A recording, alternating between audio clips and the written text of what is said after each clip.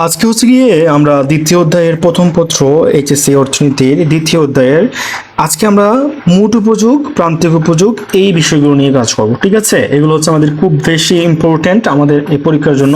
তো এখানে দেওয়া আছে যে মোট উপযোগ আর এখানে আছে যে প্রান্তিক উপযোগ। তো আমি এখানে তোমাদেরকে সংক্ষেপে খুবই সহজে কিভাবে এটাকে আলোচনা করা যায় আমি একটু দেখিয়ে দিই। ঠিক আছে, আমরা একটু সবাই মনোযোগ দিব। এখানে হচ্ছে গিয়ে দেখো ভালো করে,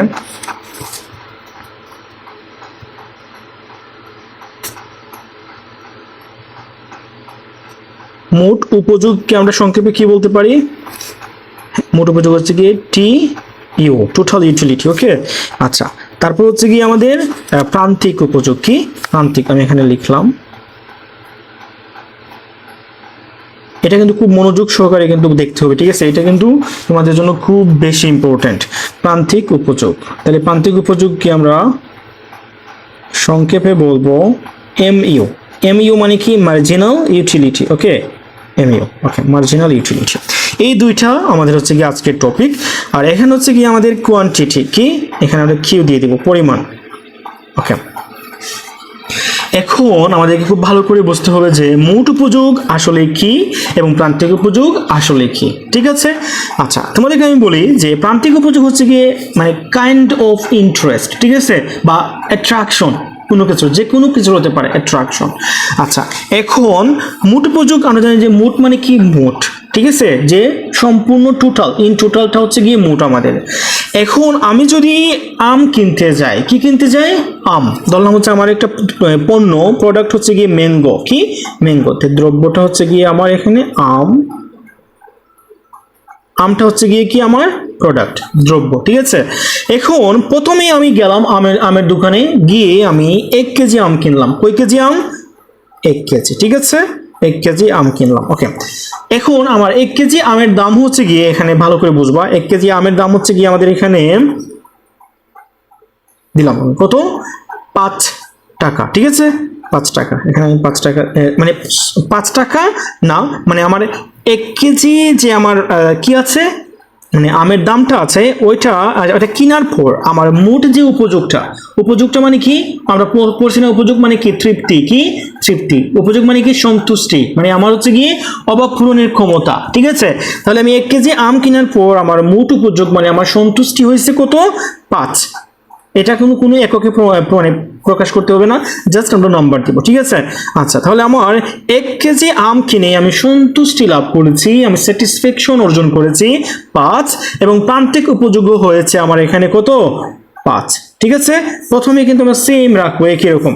ঠিক আছে, আচ্ছা, এখন দেখো কিভাবে এটা কাজ করে। আমি যখন 2 কেজি, ঠিক আছে, যখন আমি 2 কেজি কিনবো, 2 কেজি, এখন 2 কেজি কেনার পর খেয়াল রাখবো এখানে যে আমি তোমাকে বলি, যখন আমরা যখন কোনো একটা দ্রব্য কিনি যে কোনো দোকান থেকে, বা প্রথমেই যখন আমরা কোনো একটা কিছু কিনি, তখন আমাদের যেরকম প্রথম 1 কেজি কেনার সময় আমাদের যেরকম অনুভূতি বা আকর্ষণ কাজ করে, দ্বিতীয়বার যখন আমরা কিনবো ওই দ্রব্যটা, তখন কি সেম একই রকম আকর্ষণ কাজ করে? অফকোর্স না, কিছুটা হইলেও আমাদের কি হয়? আকর্ষণটা কমে যায়। ঠিক আছে, তাহলে ধরলাম আমি আরেকটা এক্সাম্পল দিই, যেমন হচ্ছে গিয়ে আমি একটা দোকানে গেলাম, দোকানে যাওয়ার পর আমি একটা জামা কিনলাম। ঠিক আছে, একটা শার্ট কিনলাম বা একটা ড্রেস হতে পারে কিনলাম। প্রথমেই আমি দেখলাম ডিসপ্লের মধ্যে, দেখে কিন্তু আমার খুব বেশি ভালো লাগলো ওইটা, কিন্তু আমি ওই দোকান থেকে আরেকটা ড্রেস বা আরেকটা আমি পোশাক বা শার্ট কিনবো। কিন্তু প্রথমটা কেনার পর দ্বিতীয়টা কেনার সময় কিন্তু আমরা সবাই জানি যে দ্বিতীয়টার সময় কিন্তু আমাদের যে ভালো লাগা বা সন্তুষ্টি, সেটা কিন্তু একটু হইলেও কমবে না? কমবে, আকর্ষণটা কমে যাবে। এইটার নাম হচ্ছে কি, কমে যাওয়ার নামটা হচ্ছে প্রান্তিক উপযোগ। ঠিক আছে, আর যতগুলা মানে কিনবো, ততবার কিন্তু এখানে আমাদের যোগ হবে। কি হবে? এখানে যোগ হবে গিয়ে। তাহলে আমি এখানে হচ্ছে গিয়ে 4, মানে আমার হচ্ছে গিয়ে 4। ঠিক আছে, আমি যে এখানে কমছে না, আমি কত কমাইছি? এখানে 1 কমাইছি। এখন হচ্ছে কি আমার এখানে মোট উপযোগটা কিভাবে যোগ হবে? এখানে মোট উপযোগটা হচ্ছে কি, এই যে 2টা আছে না, এই 2টাকে যোগ করে আমরা এখানে লিখবো মোট উপযোগটা। তাহলে এখানে যোগ করলে কত আসে? এখানে হচ্ছে কি আমাদের 9 আসে। 9 আসে না? আচ্ছা, ওকে, আমি কি বুঝাতে পারছি যে কিভাবে আমরা মোট উপযোগ এবং প্রান্তিক উপযোগটা আমরা বের করব বা নির্ণয় করব? আমি আবার পরেরটা দেখি।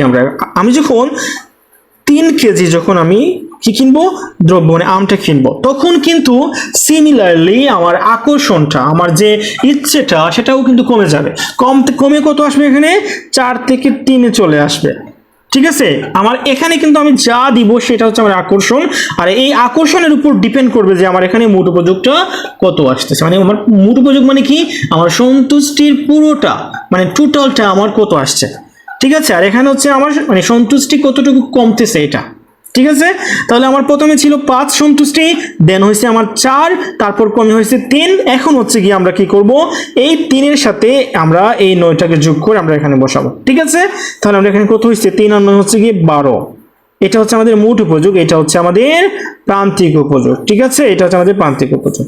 ওকে, এখন হচ্ছে গিয়ে পরবর্তীতে যখন আমি এখানে দিব যে আমার কমতে কমতে এখানে 2 চলে আসলো, তাহলে 2 যদি হয় কমে আমার প্রান্তিক উপযোগটা, ওই দ্রব্যের প্রান্তিক উপযোগটা যখন 4 কেজি, এখানে আমি 4 কেজি দিব। ঠিক আছে, 4 কেজি দিলাম। তাহলে এখানে আমার কত হবে? 2 এর সাথে 12 যোগ করলে কত আসে? 14। সেম আমরা একইভাবে এখানে আমরা কমে আসবো 1, তাহলে এখানে কত আসবে? 5 কেজিতে এখানে হচ্ছে কি আমাদের 14 সাথে 1 যোগ করলে কত আসবে? 15। আচ্ছা, এখন যদি আমি কমাই, এটাকে কমাইয়া নিয়ে আসি, তাহলে এখানে 0 আসবে না? 0 আসবে।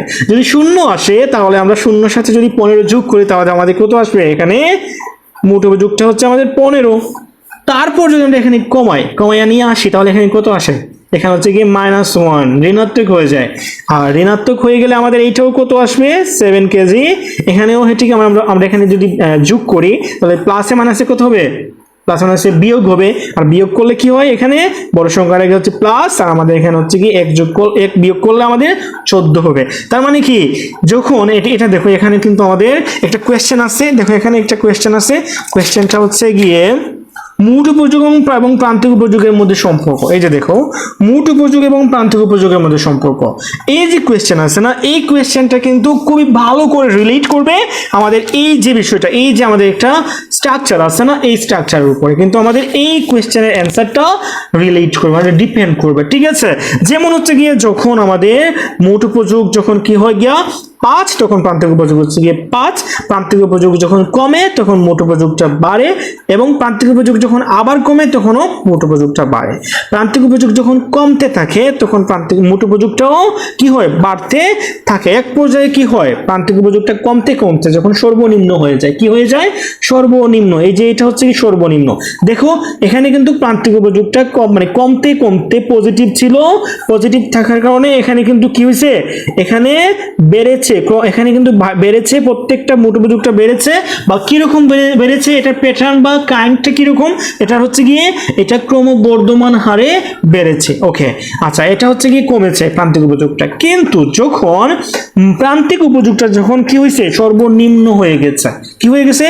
কমতে কমতে যখন সর্বনিম্ন যখন 1 হয়ে গেছে, এটা হচ্ছে আমাদের সর্বনিম্ন পর্যায়, তখন কিন্তু আমাদের মোট উপযোগটা সর্বোচ্চ হয়। এখানে কি সর্বোচ্চ? কি এখানে হচ্ছে সর্বোচ্চ। ওকে, তাহলে আমরা এখানে দিব যে সর্বোচ্চ।